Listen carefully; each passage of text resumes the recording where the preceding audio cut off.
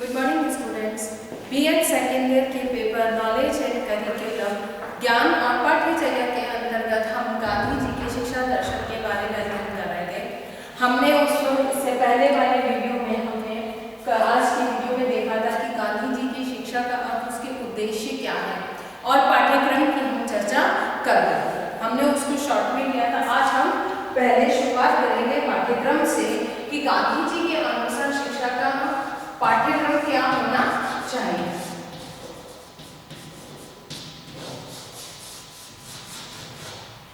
गांधी जी के अनुसार शिक्षा का पाठ्यक्रम में निश्चित है कि जब वो शिक्षा को क्रिया पर आधारित प्रक्रिया मानते हैं, या उनका मानना यह था कि शिक्षा वही है जो जीवन जीने के योग्य समस्त कौशलों में विकास कर सके, जीविकोपार्जन के लिए जिसमें उसको सक्षम बना सके, अर्थात किसी कौशल का उसमें विकास कर सके। तो निश्चित है कि पाठ्यक्रम भी उसी पर आधारित होगा, क्योंकि जहां वो कहते थे कि एक तरफ सामाजिक प्राणी बनना चाहिए, एक सुनागरिक होना चाहिए, वहीं पर कार्य क्षमताओं के साथ में एक कुशल कारीगर भी होना चाहिए। तो फिर ऐसे में निश्चित है कि पाठ्यक्रम की रूपरेखा भी कुछ इसी तरह से निर्धारित की जानी चाहिए। तो उन्होंने सबसे पहली चीज अपने पाठ्यक्रम में कही थी कि पाठ्यक्रम कैसा हो। तो सबसे पहली बात कही थी मातृभाषा।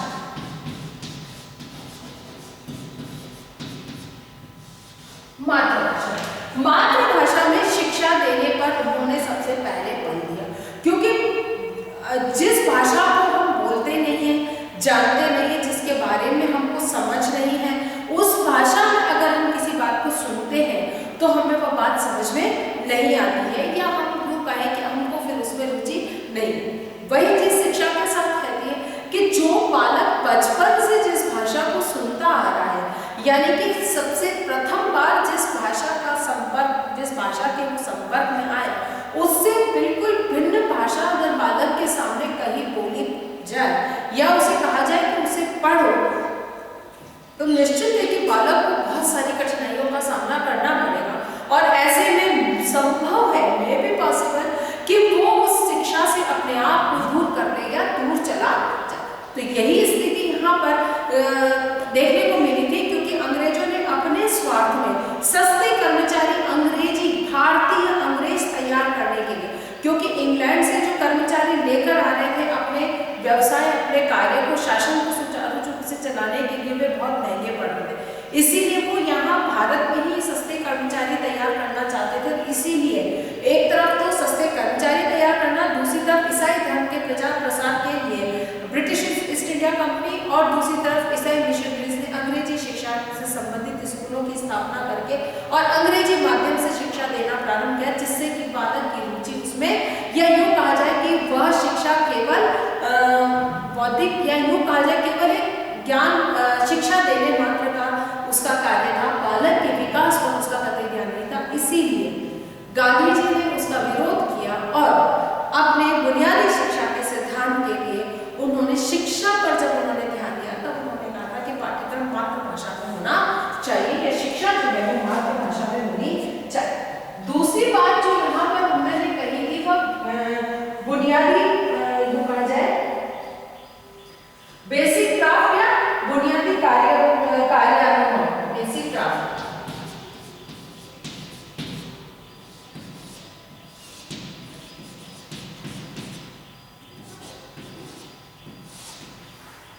या कार्यानुभव भी हम कह सकते हैं। बेसिक क्राफ्ट या कार्यानुभव की बात यहाँ पर उन्होंने कही कि बेसिक क्राफ्ट या कार्यानुभव शिक्षा के पाठ्यक्रम में अनिवार्य रूप से होना चाहिए। अब कार्यानुभव जो है उसको उन्होंने, जो था बेसिक क्राफ्ट को, जो उन्होंने 3 भागों में बांटा। पहला था उत्पादन प्रक्रिया,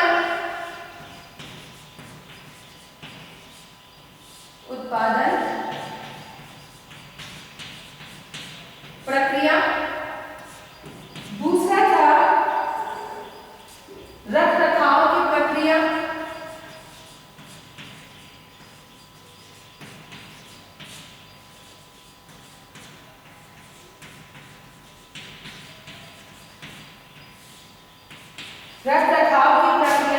और तीसरा था कार्य के क्षेत्र की प्रक्रिया।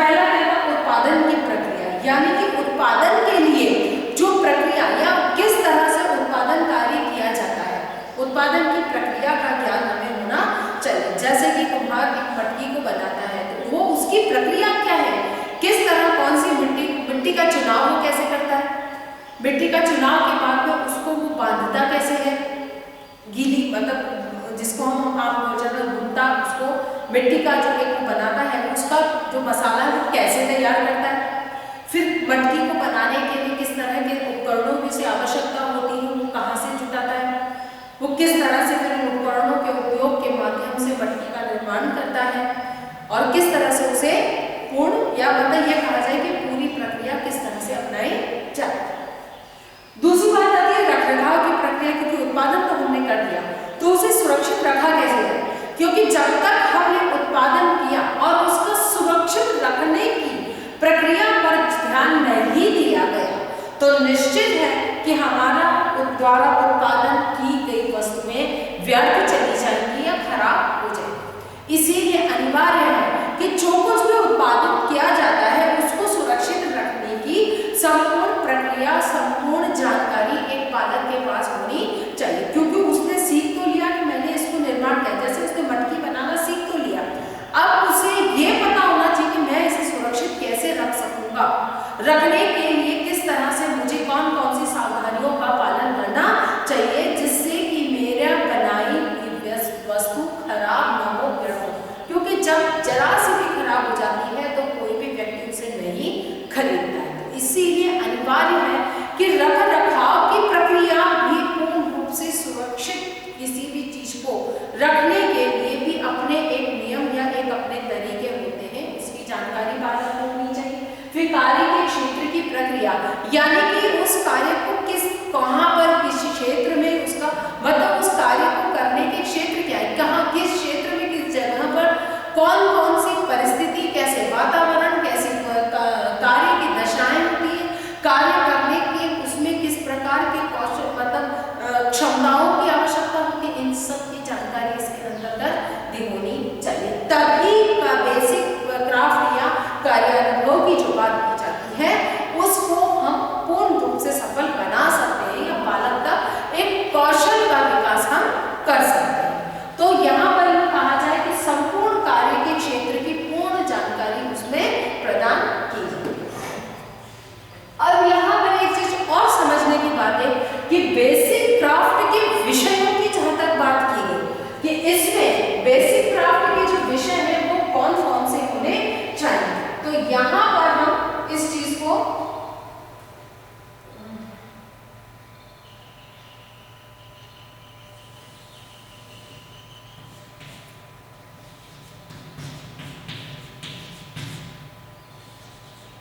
बेसिक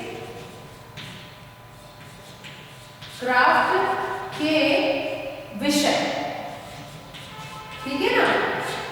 अब इन विषयों के बारे में हमें जानना अनिवार्य है कि बेसिक क्राफ्ट के विषय कौन कौन से हो सकते हैं, क्योंकि ये चीज हालांकि हमें इसके बारे में पता है कि बेसिक क्राफ्ट के विषय कौन कौन से हो सकते हैं, लेकिन फिर भी एक तरह से कहा जाए कि एक बात नजर से या हमारे जानकारी में यह चीज स्पष्ट रूप से होनी चाहिए। तो इसके विषय कौन कौन से होंगे, तो अगर हम विषयों की बात करते हैं बेसिक क्राफ्ट तो उसमें आपके आ जाएंगे आधारभूत शिल्प भी कहा जा सकता है। बेसिक क्राफ्ट को हम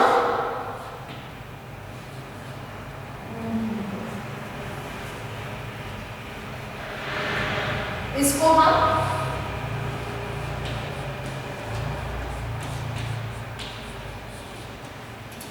आधारभूत शिल्प भी कह सकते हैं। बेसिक क्राफ्ट या आधारभूत शिल्प, हम यहाँ पर आधारभूत शिल्प से ही अपनी बात को रखते हैं, ठीक है ना।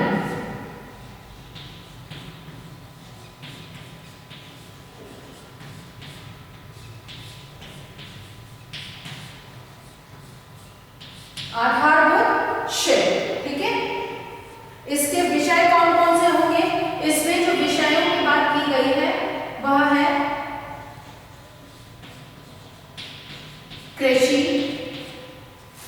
कताई बुनाई, कताई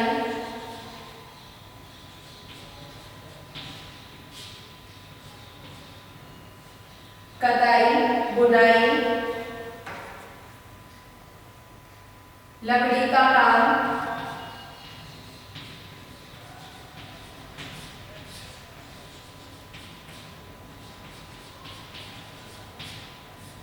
लकड़ी का काम, चमड़ा, चमड़े का काम,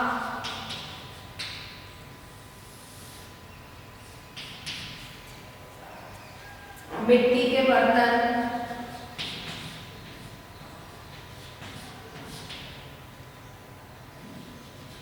मिट्टी का काम,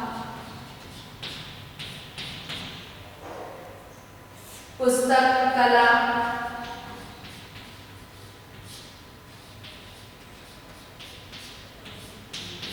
पुस्तक कला, मछली पालन,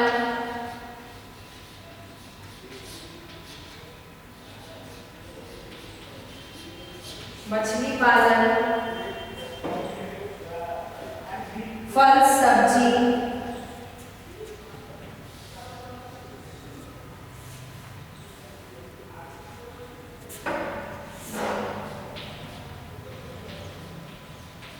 फल सब्जी की बागवानी, फल फूल और सब्जी, यहाँ पर फल फूल भी हम डाल सकते हैं, फूल फल और सब्जी की बागवानी, ठीक है। ग्रह विज्ञान,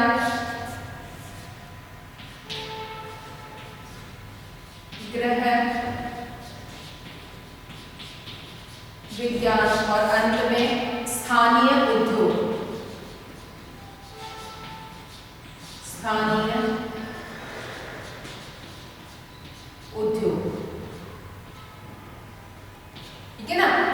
अगर हम इस आधारभूत शिल्प या बेसिक क्राफ्ट की बात करते हैं तो फिर वही बात है कि बेसिक क्राफ्ट की प्रक्रिया के अंतर्गत अगर हम देखते हैं तो इसकी जो प्रक्रिया कैसे होगी, उत्पादन की प्रक्रिया को जानना होगा, रख रखाव की प्रक्रिया को जानना होगा, कार्य के क्षेत्र की प्रक्रिया को हमें जानना होगा कि किस क्षेत्र में किस प्रकार के कार्य के क्या तरीके, क्या वातावरण होता है। अब इसी आधारभूत शिल्प या बेसिक क्राफ्ट के जो विषय है उन विषयों के बारे में भी गांधी जी ने अपने कुछ विचार प्रस्तुत किए थे, इन्हें भी हमें जानना अनिवार्य है।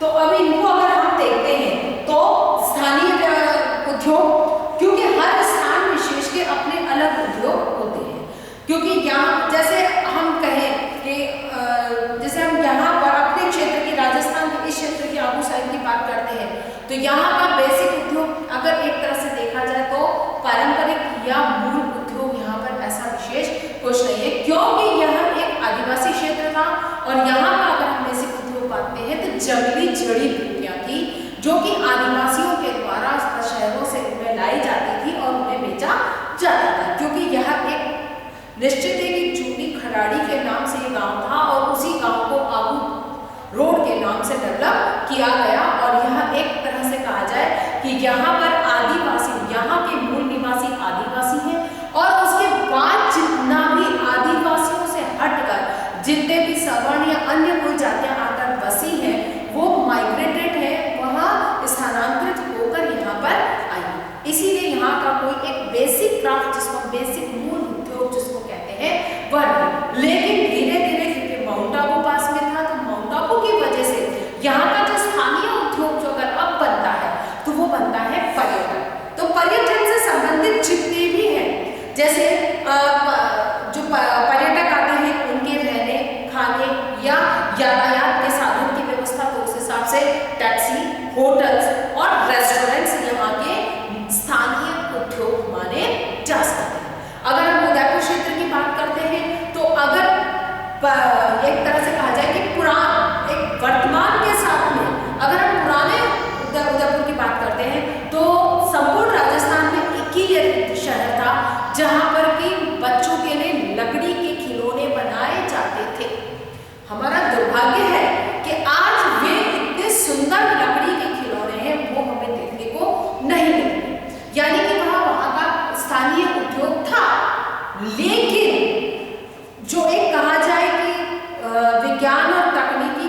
बदलते स्वरूप या पाश्चात्य की चमक धमक के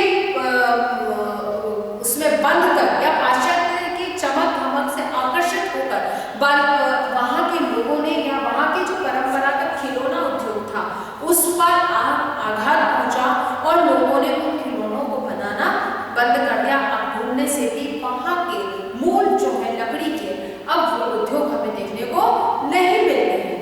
अगर गांधी जी की अगर बेसिक शिक्षा सिद्धांत को तब एक तरह से कहा जाए कि पूर्ण कमियां हर चीज में होती है, लेकिन उसके बावजूद अगर उन कमियों को हम दूर करते हुए लागू करते तो शायद आज वो स्थिति हमें देखने को नहीं मिलती। चलो वटएवर, ये एक अलग बात है। बात हमारी मूल है कि स्थानीय उद्योग, तो वो उद्योग जो कि स्थान विशेष की अपनी विशेषता होती है उनका प्रशिक्षण पालक को होना चाहिए, जो एनईपी 2020 में भी कहा गया है वोकल टू लोकल और लोकल टू वोकल। जो लोकल है उस के माध्यम से बालकों को वोकेशनल एजुकेशन प्रदान की जानी चाहिए। दूसरा है गृह विज्ञान, जो कि बालिकाओं के लिए उस समय बहुत महत्वपूर्ण विषय माना जाता था, क्योंकि अगर बालिका इनमें से कोई बेसिक क्राफ्ट या कहना चाहिए आधारभूत शिल्प को नहीं लेना चाहती हैं तो उसके स्थान पर वह गृह विज्ञान लेने की उन्हें पूर्ण स्वतंत्रता थी। उन्होंने इस तरह का प्रस्ताव रखा। फिर बाद में फूल सब्जी फल फूल और सब्जी आदि की बागवानी यानी कि गार्डनिंग, जिनके माध्यम से एक तरह से कहा जाए कि व्यावसायिक सब्जियों का या व्यावसायिक फसलों का उत्पादन करके और अपना आर्थिक लाभ प्राप्त करना। फिर कृषि पर बात है कि कृषि निश्चित है कि कृषि किस तरह से की जाती है उस पर। फिर कटाई बुनाई लकड़ी का काम, चमड़े का काम, मिट्टी का काम, पुस्तक कला। अब आप कहेंगे पुस्तक कला क्या है, तो पुस्तक कला में मूल है कि जिल्द बांधना, पुस्तकों को किस तरह से सुरक्षित रखने के लिए मेन तो काम यही था कि जिल्द बांधा जाए और उसके अतिरिक्त उनको सुरक्षित रखने की किस प्रकार की व्यवस्थाएं हो सकती हैं, कवर चढ़ाना या इस तरह का जो पुस्तक का निर्माण कैसे होता है उस चीज के लिए पुस्तक कला या रंगाई छपाई कैसे होती है पुस्तकों की, जिसको कि हम प्रेस कहते हैं, ये भी एक तरह से कहा जाए तो एक लघु उद्योग ही है, क्योंकि इसके लिए कोई बहुत बड़ी फैक्ट्री या बहुत बड़े उसकी आवश्यकता नहीं है। एक छोटी सी दुकान में आप भी जानते हैं आजकल चलो कंप्यूटर का जमाना आ गया है तो कंप्यूटराइज्ड बुक्स बनने लगी है, तो वहां पर अब प्रेस का कमी हो गई, लेकिन उस समय इस तरह की पुस्तक छापने की प्रेस मशीन हुआ करती थी। तो ये पुस्तक कला भी एक उद्योग है। मछली पालन आदि मिलाकर इस तरह के जो बेसिक सब्जेक्ट्स थे उनका उन्होंने गांधी जी ने महत्व दिया था और उनके बारे में एक सुझाव प्रस्तुत किए थे कि ये आधारभूत शिल्प के रूप में उपयोग में लाए जा सकते हैं। बाकी विषयों के बारे में हम उसमें चर्चा कर चुके हैं, फिर भी चूंकि इस बेसिक क्राफ्ट की जो चर्चा थी वो हमने शॉर्ट में करी थी, जिसके बारे में जो कि इनकी बेसिक शिक्षा जो था गांधी जी की शिक्षा सिद्धांत में इसका बहुत महत्वपूर्ण बल दिया था। उन्होंने इस चीज को स्पष्ट करने के लिए इसे दोबारा लिया गया। फिर इसमें अन्य विषयों में तो स्पष्ट है कि गणित, क्योंकि ये वे विषय हैं जो कि व्यक्ति को व्यापार वाणिज्य आदि में प्रशिक्षण प्रदान करने के लिए या व्यापार और वाणिज्य में, क्योंकि गणित का तो इस गणित का बेसिक जानकारी बालकों को होनी चाहिए। फिर सामाजिक विज्ञान या समाजशास्त्र, हमने समाजशास्त्र भी कह सकते हैं, उस समय उन्होंने समाजशास्त्र कहा जिसे हम अभी सामाजिक अध्ययन कहते हैं, ठीक है। फिर सामाजिक विज्ञान,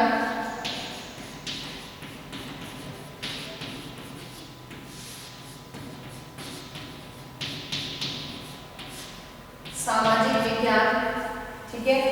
फिर कला, संगीत,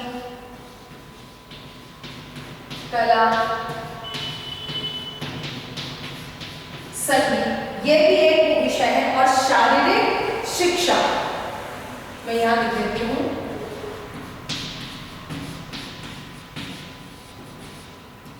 शारीरिक शिक्षा।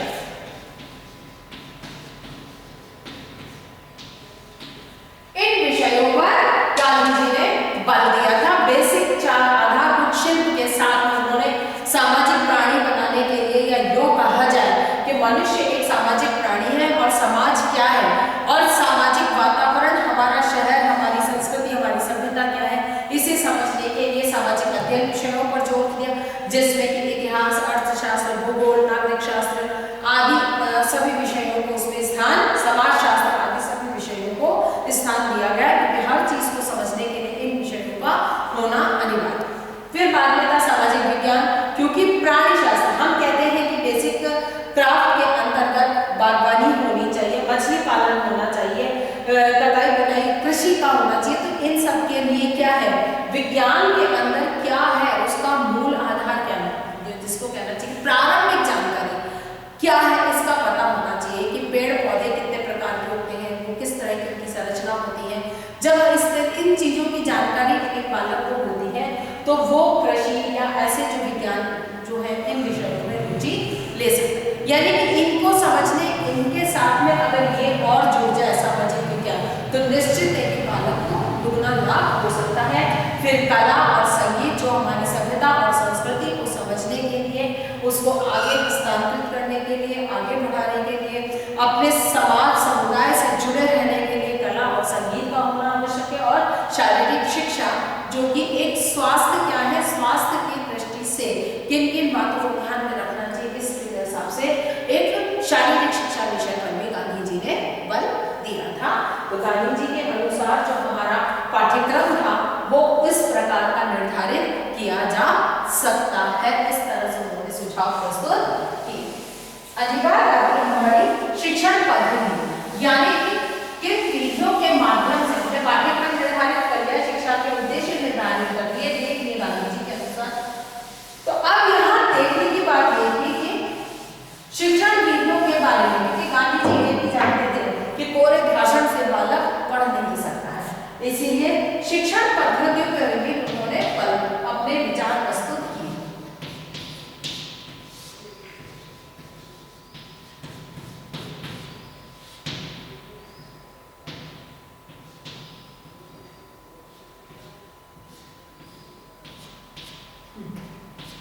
शिक्षण पद्धति,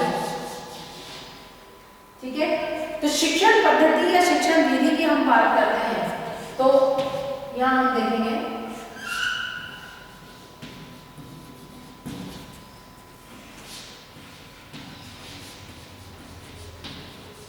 करके सीखना, अनुभव द्वारा सीखना,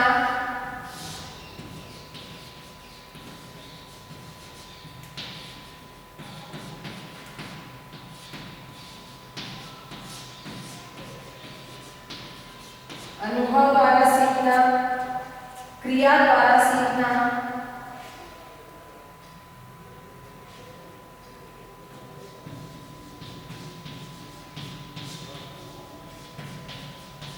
क्रिया द्वारा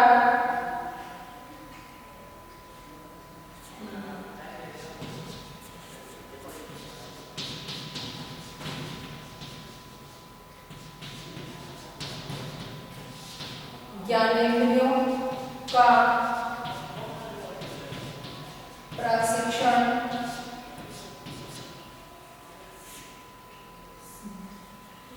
फिर सीखने पर बल,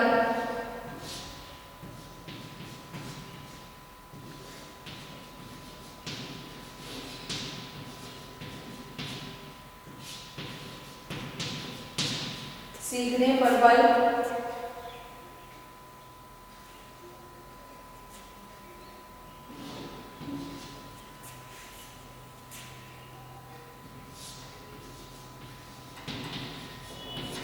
पढ़ना, ठीक है।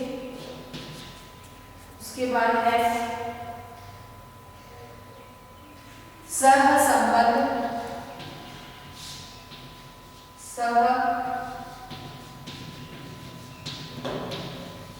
संबंध,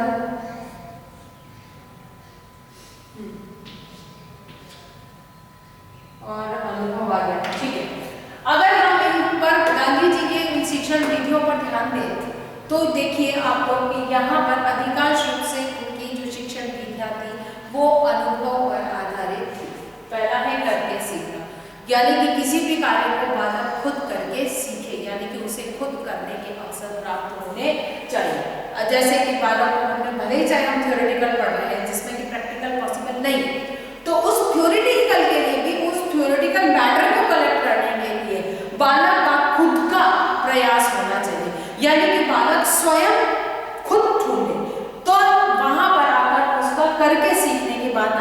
क्योंकि जब बालक खुद उससे रिलेटेड मैटर को ढूंढता है तो वो मैटर उसे बहुत आसानी से और सरलता से समझ में आ जाता है। फिर अनुभव द्वारा सीखना, क्योंकि जब कोई कार्य करता है तो कार्य करने पर उसे अनुभव प्राप्त होते हैं। जैसे कि हम कहते हैं कि पावलोव का सिद्धांत था प्रयत्न और भूल के माध्यम से, है ना। स्किनर का सिद्धांत था प्रयत्न और भूल के माध्यम से, कि वो किस तरह से प्रयत्न करे, भूल होती फिर दोबारा प्रयत्न करता। वही चीज यहाँ पर है कि उसे अनुभव प्राप्त होगा। एक बार कार्य करेगा, उससे जो अनुभव प्राप्त हुआ उसके आधार पर वो दूसरी बार उस कार्य में सुधार करेगा, फिर तीसरी बार तो इस तरह से वो अनुभव के आधार पर सीखता है। तीसरी विधि जो उन्होंने बताई वो क्रिया के द्वारा, क्योंकि जब तक बालक को करने के कार्य करने क्रिया के द्वारा नहीं सिखाया जाएगा तब तक वो बहुत किसी कार्य के प्रति सजग नहीं होगा। फिर हम कह सकते हैं कि करके सीखना और क्रिया दोनों समान ही है। निश्चित है कि दोनों समान है। यहाँ पर प्रोजेक्ट मेथड का उपयोग किया जाता है और यहाँ पर बालक को हर क्षेत्र में कार्य करने के अवसर प्रदान किए जाते हैं। यहाँ पर प्रयोग विधि का उपयोग किया जाता है। फिर बाद में है ज्ञानेंद्रियों का प्रशिक्षण, यानी कि व्यक्ति को अपने शारीरिक अंगों का उचित प्रशिक्षण प्रदान करने के लिए जो शिक्षण विधियां हैं वो इस तरह से हो जिनका कि बालक की ज्ञानेंद्रियों को प्रशिक्षण प्राप्त हो। जैसे कि हम कहते हैं कि बालक की हर चीज पर पता उसकी आंखों को, दृष्टि इंद्रियों को या आंखों में एक इस तरह से प्रशिक्षण प्रदान किया जाए कि कोई किसी भी बारीक चीज को भी देखना चाहे तो वो सहजता से उसका ध्यान उसकी तरफ केंद्रित हो सकता है। आपने देखा होगा या आप लोगों ने बचपन में भी खेला होगा कि चलो इस चीज में ये पजल है, इसके अंदर एक छोटा सा लाल बिंदु है, उसे ढूंढिए। अब बहुत सारे लाल बिंदु हैं पर एक पर्टिकुलर चीज बताई गई है तो आप उसको ढूंढते हैं। इस पूरे पिक्चर में स्टार कहाँ पर है, तो ये क्या है, ये एक खेल नहीं है, ये आपकी ज्ञानेंद्रिय आंखों को देखने की जो एक क्षमता है उस क्षमता के विकास पर बल देने के लिए ज्ञानेंद्रिय जो है उनको प्रशिक्षण देने की बात कहीं। फिर सीखने पर बल, कि कुछ भी हो सीखने के प्रति बालक को प्रेरित या उत्साहित किया जाना चाहिए। और पढ़ना, यानी कि पढ़ने की आदत, इस पे पढ़ना आदत डाल सकते हैं, यहाँ पर आदत होनी चाहिए।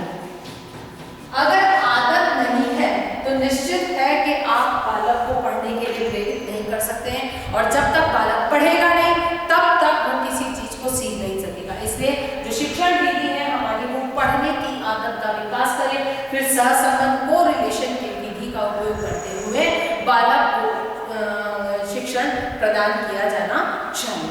यानी कि हमने पाठ्यक्रम और शिक्षण प्रविधियों या प्रक्रियाओं के बारे में अध्ययन किया। अब कल हम देखेंगे कि बेसिक शिक्षा क्या है गांधी जी के अनुसार, और उसके लिए उन्होंने किस प्रकार के सुझाव दिए। इसी आधार पर हमारा आज का होमवर्क होगा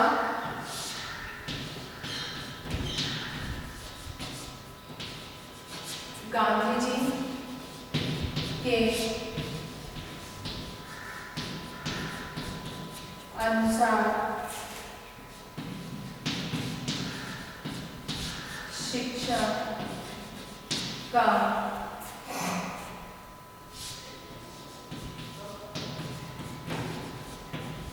पाठ्यक्रम एवं शिक्षण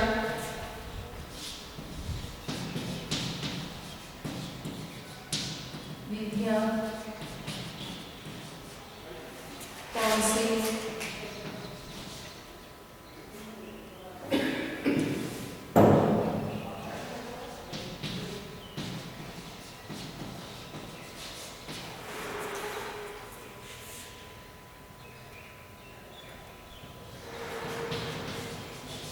होनी चाहिए, ठीक है ना।